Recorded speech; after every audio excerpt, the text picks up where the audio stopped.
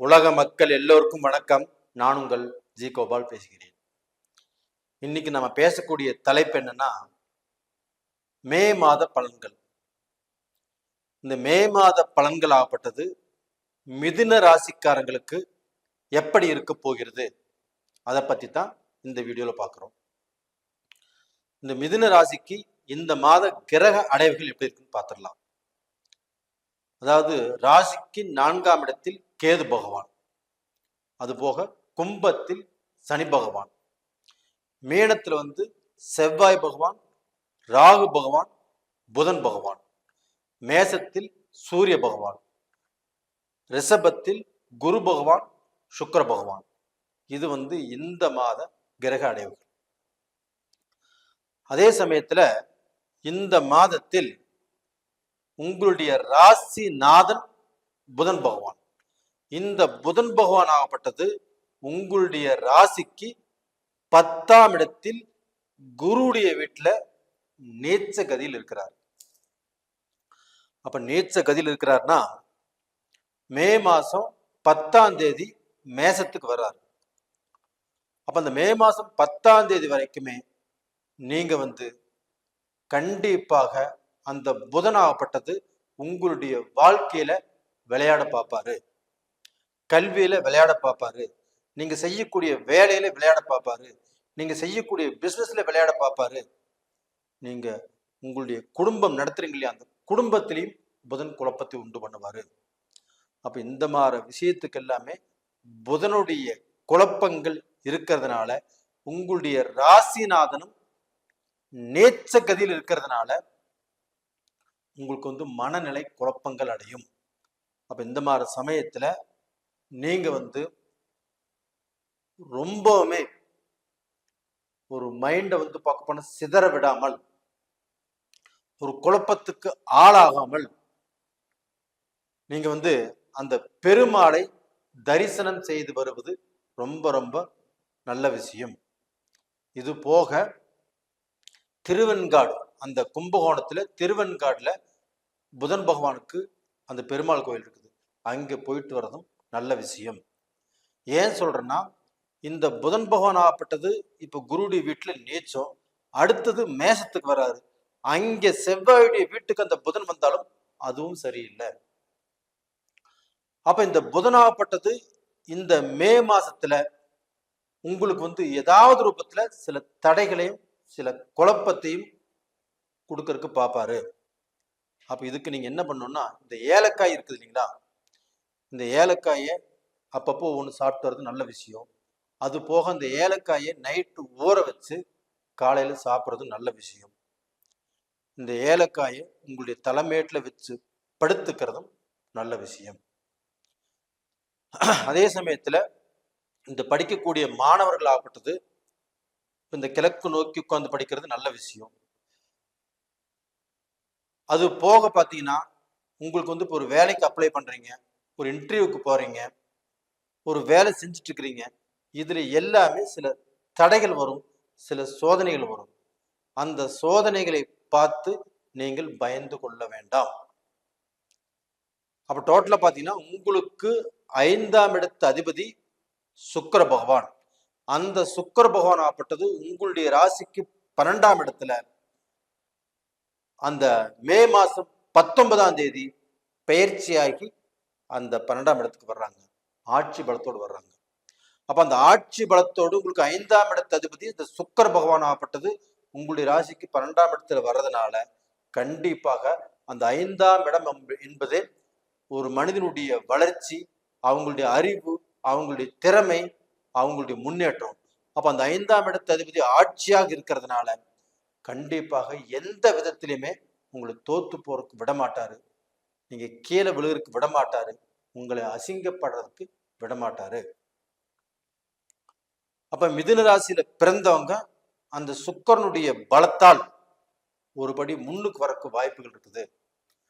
அது போக உங்களுடைய ராசிக்கு 10ஆம் இடத்து அதிபதி குரு பகவான் உங்களுக்கு 12ஆம் இடத்துல அந்த ஆட்சி பெற்ற சுக்கிரனோடு இணைந்து இருப்பதால் அந்த குருவும் சுக்கிரனும் சேர்ந்து உங்களுக்கு நல்ல பலனை கொடுக்க போறாங்க.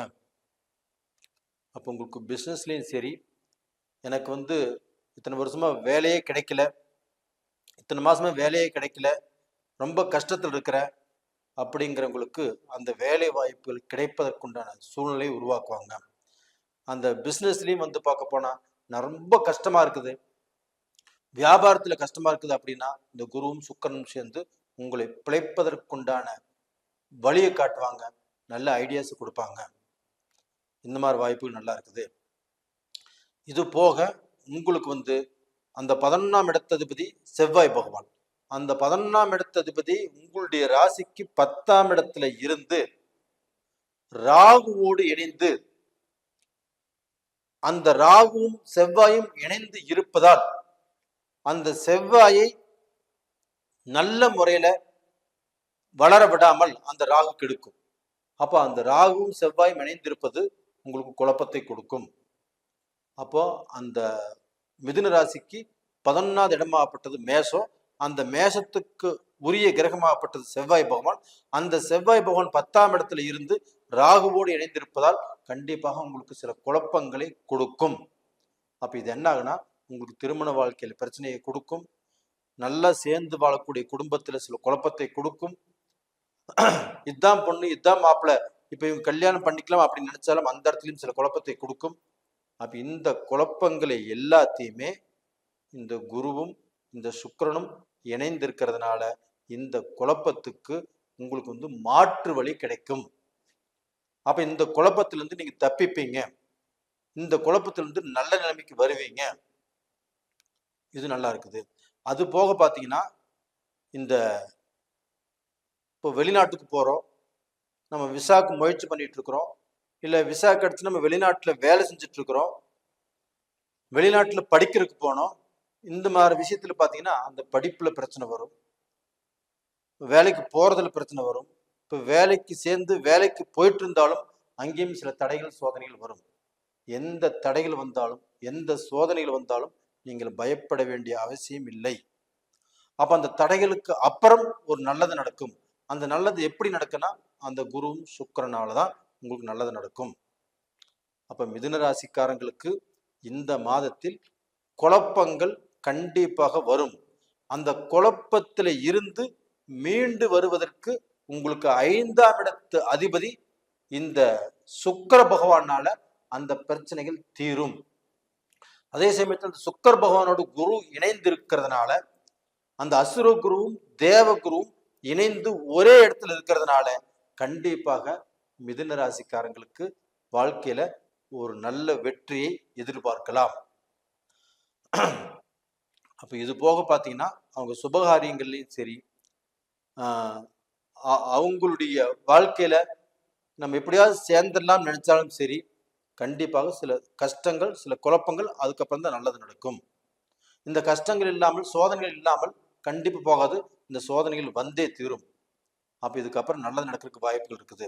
இது போக பாத்தீங்கன்னா இந்த புதனுடைய அனுக்கிரகம் ஆகப்பட்டது மிதுன ராசியில பிறந்தவங்களுக்கு இந்த நரம்பு சம்பந்தப்பட்ட பிரச்சனைகள் ஆகப்பட்டது கொடுக்கும்.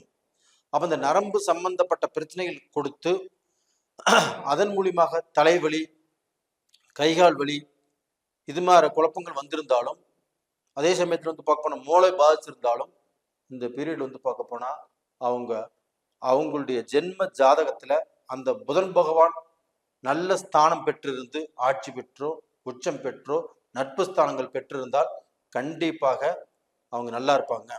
எப்பேற்பட்ட கஷ்டம் வந்தாலும் பயந்துக்க வேண்டியதில்லை. அதே சமயத்துல குருவும் சுக்கிரனும் இணைஞ்சிருக்கிறதுனால உங்களுக்கு அந்த கஷ்டத்தை கொடுத்து அதுல இருந்து ரிலீஃபை கொடுப்பாங்க. அதே சமயத்துல இந்த பீரியட்ல பாத்தீங்கன்னா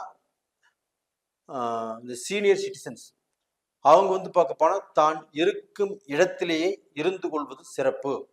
நான் பிசினஸ் பண்றேன், அதை பண்றேன், இதை பண்றேன்னு சொல்லி இந்த மாதத்துல எதையுமே ஆரம்பிக்காமல், அவங்க என்ன கற்பனை பண்ணியிருந்தாலும் அவங்க என்ன நினைச்சிருந்தாலும் அதை அப்படியே மனசுல வச்சுட்டு இருங்க. அதற்குங்கிறது ஒரு மாசம் 2 மாசம் போன காலங்கள் வரும், அந்த காலத்துல நீங்க செஞ்சுக்கலாம், எந்த குறையுமே இல்லை.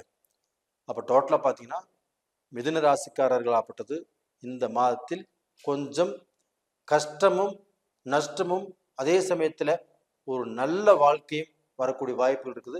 பயந்துக்க வேண்டியதில்லை. நேயர்களே, நல்லா இருப்பீங்க. இந்த இந்த பதிவு பிடிச்சிருக்குன்னு நினைக்கிறேன்.